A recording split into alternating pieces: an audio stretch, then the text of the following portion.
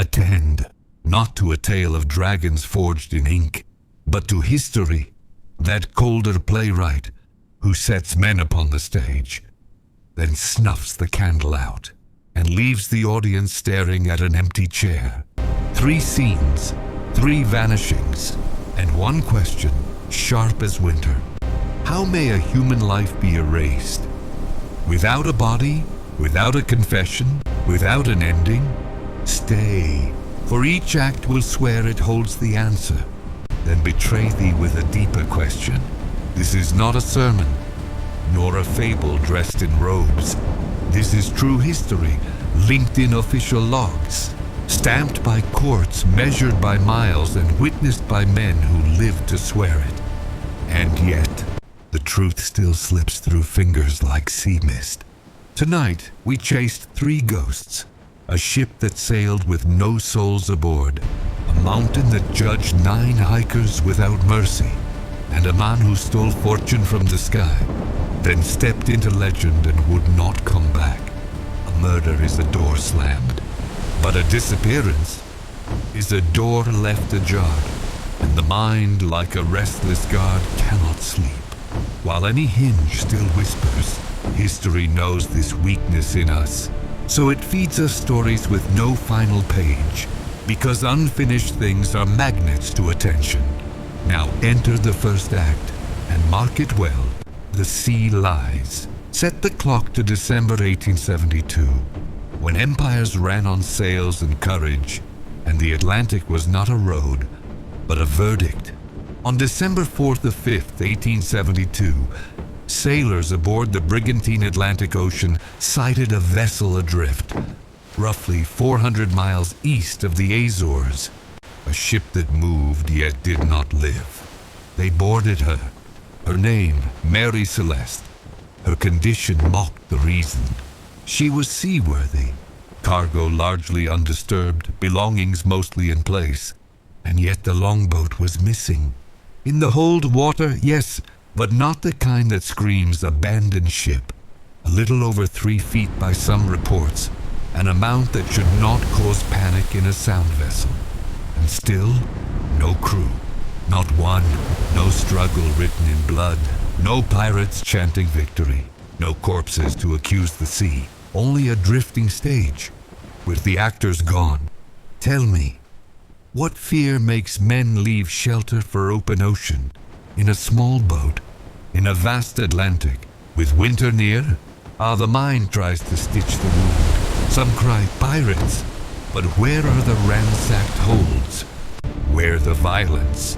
Some cry mutiny, yet mutiny leaves motives, and motives leave mess. Here the ship is too tidy, and then comes the whisper, the one that fits like a key.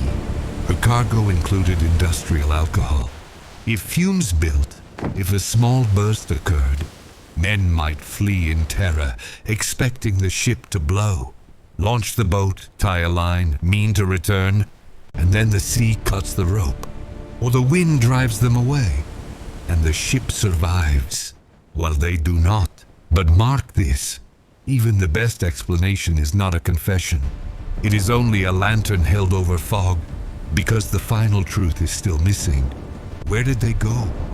And now, if that chills thee, prepare, for the second act is colder still. From sea to snow, from drifting wood to a mountain of teeth. February 1959. 9 hikers, young and trained, venture into the Ural Mountains, near a place that now bears their leader's name, Dyatlov Pass. When they do not return, searchers find a thing that should not be. The tent slashed open from the inside, not neatly unzipped, not opened like rational men. Cut, as if whatever came was so urgent. They chose the knife over the door, and the bodies scattered downslope in snow. Some underdressed for the cold, some in borrowed clothing, as if survival turned into a desperate barter. The official findings: some died of hypothermia, others showed severe physical trauma, including crushing injuries that spawned decades of madness in the public imagination. And thus were born the myths, UFOs, secret weapons, monsters in the tree line, because the human brain would rather fear a creature than face the cruelty of nature and error. But listen, science has entered the theater. In 2021, researchers Johann Gome and Alexander Puzrin published a detailed model in Communications, Earth and Environment, a mechanism for a delayed slab avalanche, one that could strike hours after the hikers cut into wind-packed snow to pitch the tent. This matters because critics have long said an avalanche would leave obvious signs. Yet a slab event can be subtle. A compact blow that damages bodies and collapses tent space, then is erased by wind and snowfall before rescuers arrive. So imagine the moment, a dull force, a shift, the tent was compromised. Panic, but a rational kind. If one slab moved, another may follow. They cut their way out, faster than unfastening in a storm, and flee downslope toward the tree line, thinking they will return when danger passes. But the mountain is not obliged to grant second chances. Cold does not negotiate. Darkness does not explain itself. And distance, small in daylight, becomes a continent at night. Beat. Yet, even this elegant theory does not hand us the full ending, because the tragedy is still written in maybes, and the family still want certainty. So we leave Act 2 with a truth both brutal and humble. Science can narrow the fog, but it cannot resurrect witnesses. Now, for Act 3, and this one walks not in snow but in sky. If nature can erase 9 lives, what then can one clever man erase? With nothing but charm, calculation, and a parachute? Thanksgiving Eve, November 24th, 1971. A man buys a one-way ticket with cash in Portland, boards Northwest Orient Flight 305 bound for Seattle. He gives a name, Dan Cooper. A reporter later misprints it, and thus the legend is born. D.B. Cooper. He passes a note to a flight attendant. A bomb claim, a demand, $200,000 and 4 parachutes.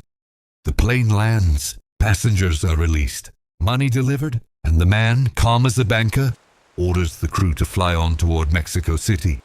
With a planned refuel stop later, then comes the moment that turns crime into myth. In flight, on a Boeing 727, he lowers the aft air stair, a feature that will soon be changed and guarded, partly because of what he did next, and somewhere over the dark wilderness, he steps into the night with the ransom and is never seen again. The FBI hunts, the public sings, suspects bloom like weeds, but the case remains unsolved. So much so that the FBI eventually closed an active investigation in 2016 to prioritize other work. And yet, history leaves crumbs. In 1980, part of the ransom, about $5,800, is found along the Columbia River banks near Vancouver, Washington. A treasure, yes, but also a taunt, for money does not walk itself to riversides. And there is the tie, the clip-on tie left behind. Studied, restudied, argued over. Some reports of later forensic work discuss vast numbers of microscopic particles on it, including metals that might hint at certain industrial environments, ideas that keep the legend breathing even now. But careful, for here is where many channels fail. They sell certainty where history sells only possibility. So I shall do the honest. We do not know if he lived. We do not know if he died. We know only that he stepped off the map and made the world chase his shadow for half a century. Now behold the twist, the one I promised at the start. The greatest story ever told in history is not any single ship, mountain, or man. It is the story of evidence, how it survives, how it fails, how it disappears. In Act 1, the sea swallowed the witnesses. In Act 2, the storm erased the footsteps. In Act 3, a single human understood a loophole in the sky and walked through it. And so the true villain, the true playwright, is not pirate, monster, or mastermind.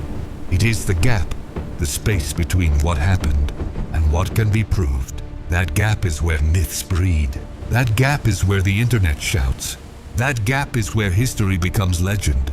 And if thou hast watched this far, then thou too art part of the oldest audience on Earth. The humans who cannot leave a story unfinished. Now speak in the comments. Which act struck deepest? The ship, the snow, or the sky? And if thou wouldst have the next chapter, I shall go deeper on one case per episode, with maps, timelines, primary documents, and the most credible modern theories. Next up, choose one. The Mary Celeste? The one detail everyone skips. Dyatlov Pass, the science that changed the story. D.B. Cooper, the jump, the money, the lie. Subscribe, for history has more ghosts than any fiction ever dared.